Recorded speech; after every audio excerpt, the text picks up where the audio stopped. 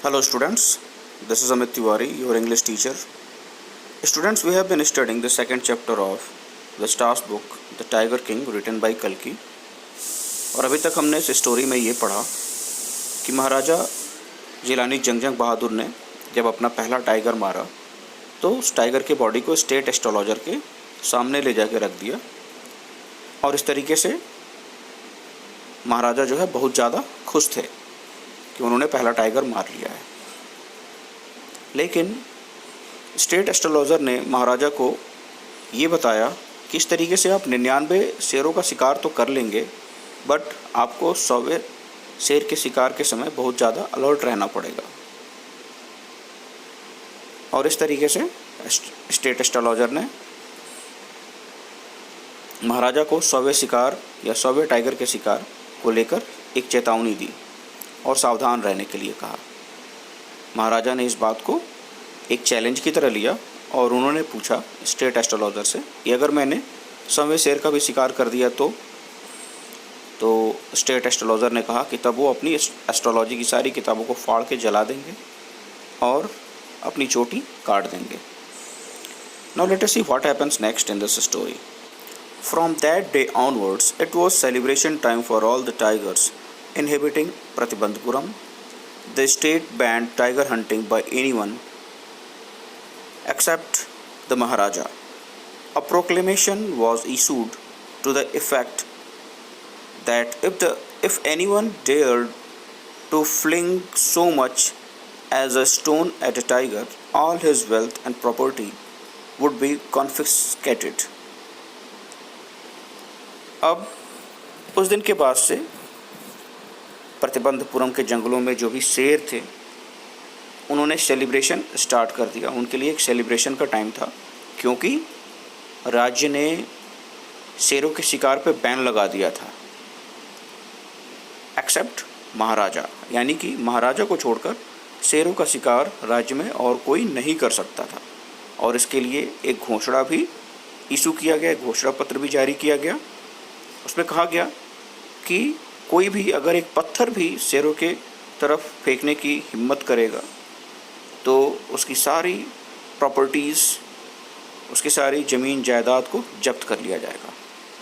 The Maharaja vowed he would attend to all other matters only after killing the 100 tiger. और महाराजा ने ये निश्चय किया कि जब तक कि वो सारे के सारे शेरों को, यानी कि जो 100 टाइगर्स का शिकार उन्हें करना है, उसको वो पूरा नहीं कर लेते तब तक वो राज्य के किसी अन्य काम में ध्यान नहीं देंगे।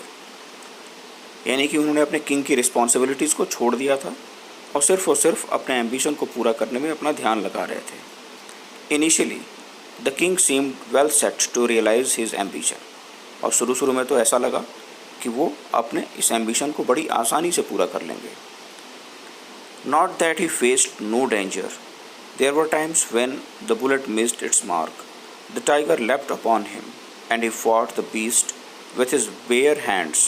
Each time it was the Maharaja who won. ऐसा नहीं था कि कभी खतरे का सामना उन्हें नहीं करना पड़ा था। कभी कभी गोलियां जो है अपना निशाना चूक जाती और टाइगर उनके ऊपर छलांग लगा देते, लेकिन निहत्थे हाथों से राजा उन शेरों से लड़ते और हर बार राजा की ही जीत होती थी।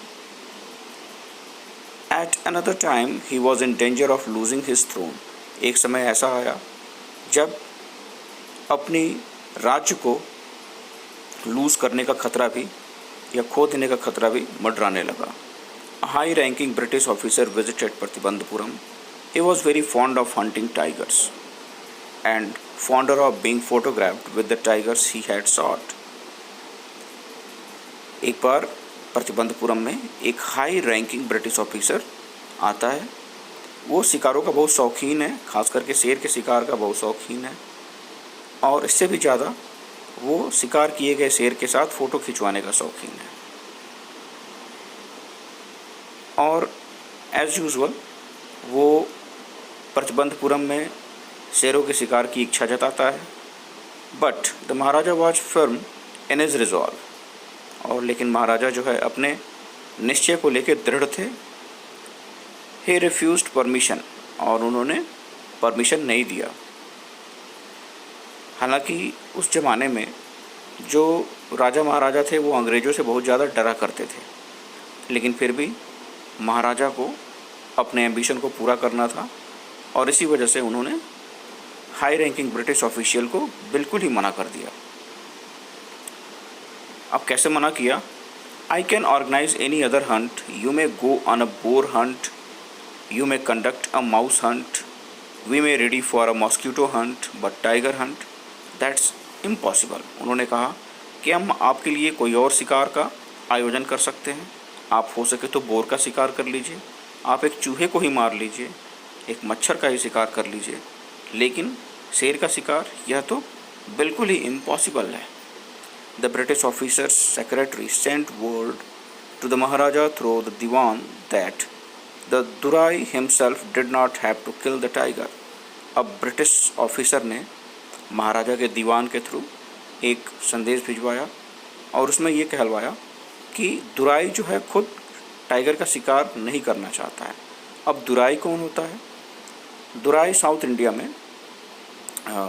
जो हाई रैंकिंग ऑफिशियल्स होते थे किसी किंगडम में, उनको हम दुराई बोलते थे, लेकिन जब इंडिया ब्रिटिशर्स के कंट्रोल में आ गया तो उसके बाद जो ब्रिटिश के हाई रैंकिंग ऑफिशियल्स होते थे उनको दुराई कहा जाने लगा। और दीवान एक ऐसी पोजीशन होती है, एक ऐसी डेजिग्नेशन होती है जो किसी किंगडम में राजा के बाद सबसे ज़्यादा पावरफुल मानी जाती है।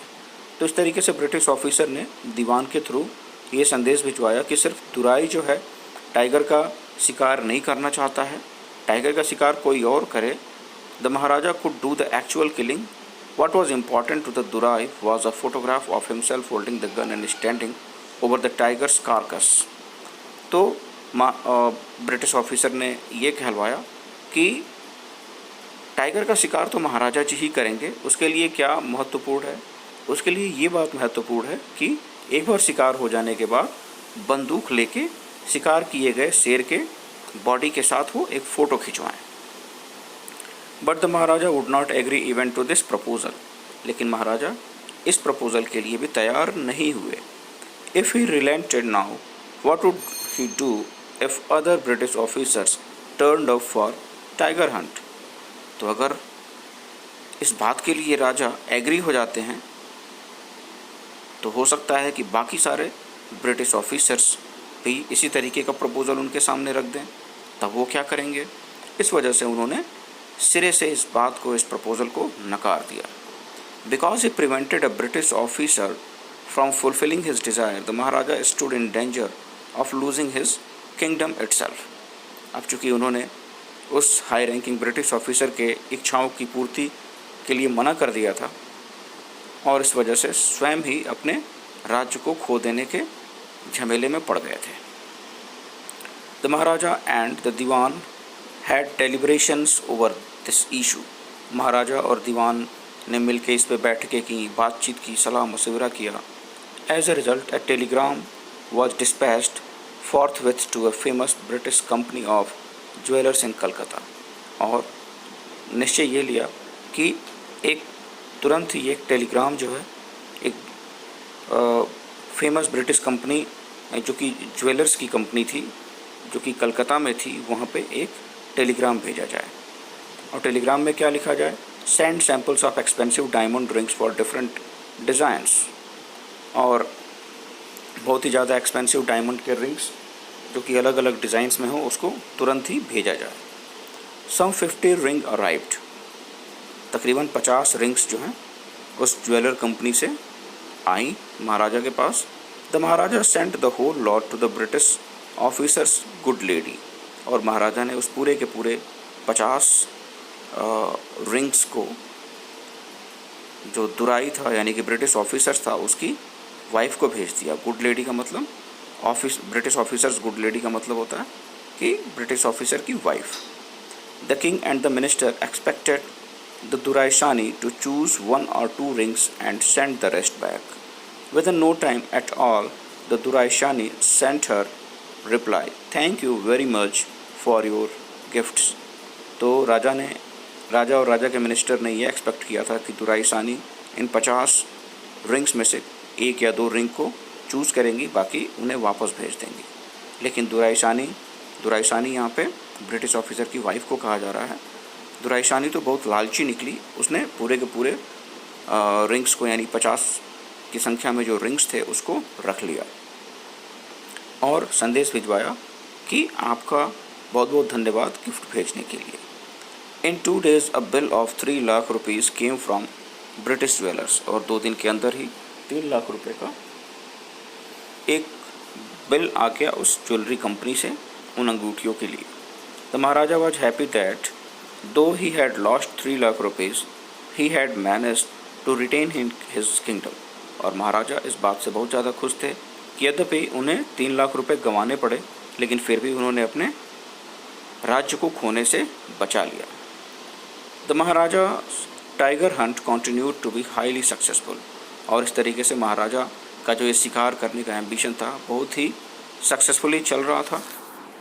And within 10 years he was able to kill 70 tigers, और 10 सालों के अंदर उन्होंने तकरीबन 70 शेरों का शिकार कर लिया था। And then an unforeseen hurdle brought his mission to a standstill, और कभी न देखा जाने वाला एक रुकावट, एक व्यवधान जो है उनके इस मिशन में आ गया, इस मिशन को रोक दिया।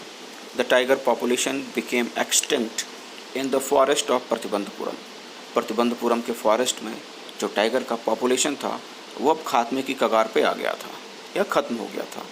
Who nose whether the tigers practised birth control और कमिटेड हाराकिरी, कौन जानता है कि शेरों को कहीं ये लग रहा हो कि उनका परिवार बहुत बड़ा होते जा रहा है, तो उन्होंने परिवार नियोजन या बर्थ कंट्रोल अडॉप्ट कर लिया हो, या उन्होंने हाराकिरी कमिट कर लिया हो। हाराकिरी का मतलब होता है सुसाइड, या हो सकता है उन्होंने सुसाइड करना शुरू कर दिया हो, और simply ran away from the state because they desire to be shot by British hands alone, या हो सकता है कि वो राज्य से भाग गए हों क्योंकि वो उनकी ये इच्छा हो कि वो सिर्फ ब्रिटिश ऑफिसर्स के हाथों ही मरना चाहते हैं।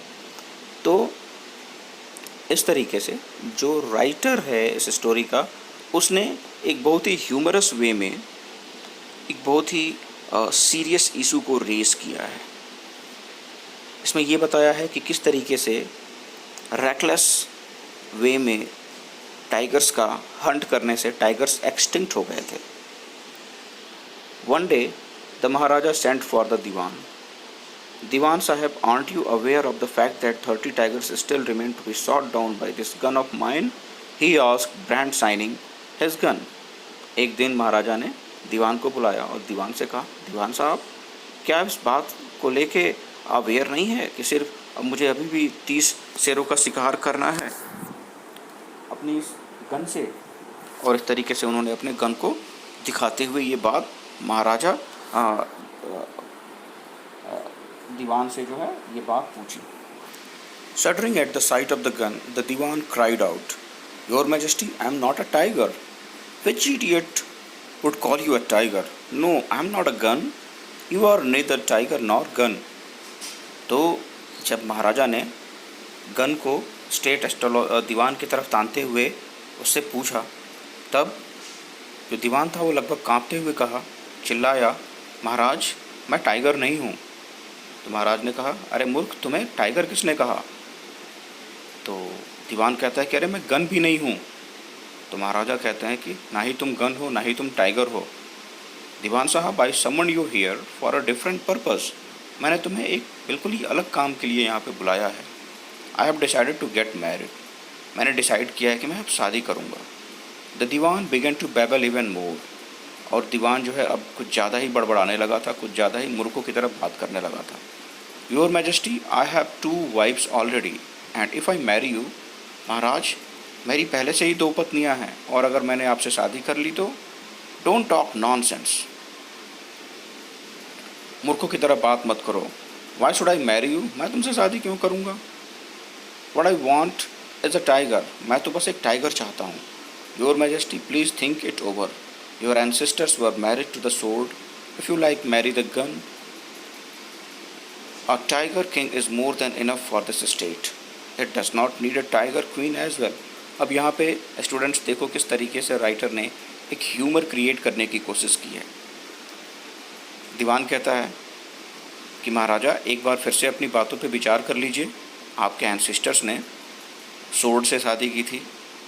अगर आप चाहें तो एक गन से शादी कर लीजिए। इस राज्य में पहले से ही एक टाइगर किंग मौजूद है, इस राज्य को एक टाइगर क्वीन की ज़रूरत नहीं है। तो यहाँ पे दीवान को लगता है कि राजा एक टाइगर से, एक फीमेल टाइगर से शादी करना चाहते हैं और ढेर सारे टाइगर्स को पैदा करना चाहते हैं ताकि वो उनका शिकार कर सकें, क्योंकि राज्य में तो टाइगर्स ख़त्म हो चुके हैं। तो इस तरीके से राइटर ने एक ह्यूमर क्रिएट करने की कोशिश की है और इस ह्यूमर की मदद से एक बहुत ही इंपॉर्टेंट इशू को रेज किया है। The Maharaja gave a loud crack of laughter, और यह बात सुनकर महाराजा बहुत जोर से हंसे। I am not thinking of marrying either a tiger और अ गन। मैं ना ही एक टाइगर से ना ही एक गन से शादी करने का सोच रहा हूँ, but a girl from the rank of human beings. लेकिन इंसानों की तरह ही एक लड़की से शादी करना चाहता हूँ। First you may draw up statistics of tiger population in the different native state. Next, you may investigate if there is a girl I can marry in the royal families of a state with a large tiger population. तब राजा उससे कहते हैं कि पहले तो तुम आंकड़े इकट्ठा करो कि किस राज्य में, हमारे जो पड़ोसी राज्य हैं उसमें कितने शेरों की पॉपुलेशन है। तब पता करो कि क्या वहाँ पे कोई एक लड़की है उस रॉयल फैमिलीज़ में, उन स्टेट्स की रॉयल फैमिलीज़ में, जिससे कि मैं शादी कर सकूँ। The Dewan followed his orders. He found the right girl from a state which possessed a large number of tiger. और दीवान ने राजा की बातों को फॉलो किया और उसने एक राज्य में जिसमें कि बहुत सारे शेर थे, वहाँ पे एक लड़की को ढूंढ निकाला। Maharaja Jang Jang Bahadur killed 5 or 6 tigers each time he visited his father in law. और इस तरीके से महाराजा जंगजंग बहादुर ने उस लड़की से शादी कर ली, उस राज्य के लड़की से शादी कर ली जहाँ पे ढेर सारे टाइगर्स थे। और इस तरीके से जब भी वो अपने फादर इन लॉ के यहाँ जाते तो कम से कम 5 या 6 शेरों का शिकार तो ज़रूर करते। In this manner 99 tiger skin adorn the wall of the reception hall in the Pratibandapuram palace. तो इस तरीके से 99 शेरों का शिकार उन्होंने कर लिया और उनके रिसेप्शन की दीवारें जो है 99 शेरों के स्किन से सज गई थी। So students, this is for today, and the remaining portion of this story we will cover up in our next video. Till then, have a good day.